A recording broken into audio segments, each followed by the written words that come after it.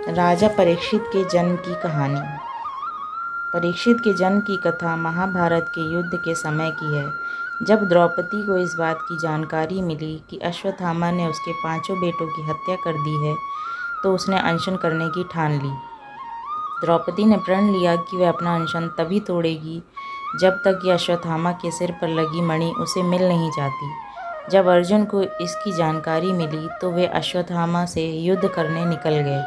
दोनों के बीच भयंकर युद्ध शुरू हो गया। अर्जुन को मौत के घाट उतारने के लिए अश्वत्थामा ने अपना ब्रह्मास्त्र निकाला। यह देख अर्जुन ने भी अपना बचाव करने के लिए ब्रह्मास्त्र का प्रयोग किया। तभी वहां नारद और ऋषि व्यास पहुंचे और उन्होंने ब्रह्मास्त्र का इस्तेमाल करने से मना किया। इसके बाद अर्जुन ने अपना ब्रह्मास्त्र वापस कर लिया, लेकिन अश्वत्थामा ने ऐसा नहीं किया। दरअसल अश्वत्थामा 5 पांडवों के कुल को नष्ट करना चाहता था, इसीलिए उसने अपने ब्रह्मास्त्र की दिशा बदलकर अभिमन्यु की पत्नी, जो कि गर्भवती थी, उसकी ओर कर दिया। इस पर भगवान कृष्ण ने कहा, अभिमन्यु की पत्नी उत्तरा को परीक्षित नामक बेटे के जन्म का वरदान मिला है, इसीलिए वह जरूर जन्म लेगा। अगर वह मरा हुआ भी पैदा हुआ तो मैं खुद उसे जीवन दान दूंगा और वह बड़ा होकर एक महान सम्राट बनेगा, जबकि तुम 3000 वर्ष तक इस पाप को ढोते रहोगे। साथ ही हमेशा तुम्हारे खून से बदबू आती रहेगी और वह ऐसे ही बहता रहेगा। यही नहीं, तुम हर प्रकार की बीमारियों से घिरे रहोगे। इसके बाद जब अर्जुन ने अश्वत्थामा को रस्सी में बांधा और द्रौपदी के पास ले आया, अश्वत्थामा की हालत देखकर द्रौपदी को दया आ गई और उसने अर्जुन से उसे छोड़ने की अपील की।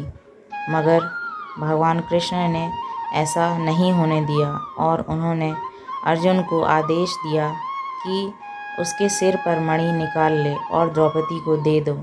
इधर ब्रह्मास्त्र के गर्भ में जाते ही उत्तरा को तेज़ दर्द होने लगा।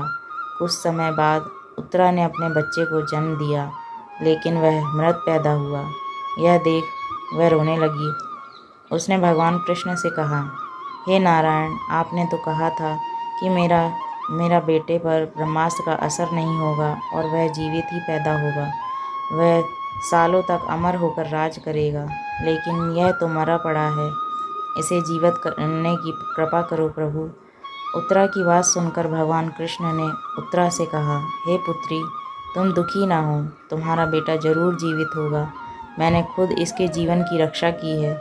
इसके बाद कृष्ण भगवान ने मृत बालक पर अमृतमयी नजरें डाली और जब उस मृत बालक पर अपना हाथ फेरा तो वह जीवित हो गया और रोने लगा।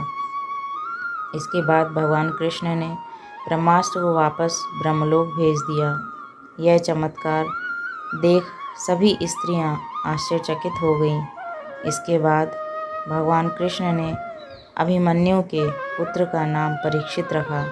इसके पीछे का कारण था कि वह बालक कुरुकुल के नाश होने पर जन्मा था। वही जब युधिष्ठिर वापस आए और उन्हें बालक के जन्म के बारे में पता चला तो वे भी खुशी से झूम उठे। इस खुशी में उन्होंने हाथी, घोड़े, अन्न, गाय आदि दान दिए। इसके बाद उन्होंने ज्योतिष को बुलाया और बच्चे के भविष्य की जानकारी ली। इस पर ज्योतिषी ने कहा, यह बालक प्रभु श्री कृष्ण का भक्त कहलाएगा। यह एक धर्मी, यशस्वी, पराक्रमी व दानी होगा। ज्योतिष ने आगे बताया कि जीवन में एक ऋषि का शाप पाकर गंगा के तट पर यह श्री शुकदेव से आत्मज्ञान की प्राप्ति करेगा। ज्योतिष की बात सुनकर युधिष्ठिर खुश हुए और उन्हें दक्षिणा देकर वहां से विदा कर दिया। इस कहानी से हमें यह सीख मिलती है कि हमें कभी भी किसी कार्य को छल कपट के साथ नहीं करना चाहिए। इससे हमारा बुरा ही होता है, सदैव अहित ही होता है। यह कहानी आपको कैसी लगी, कमेंट बॉक्स में ज़रूर बताएं। धन्यवाद।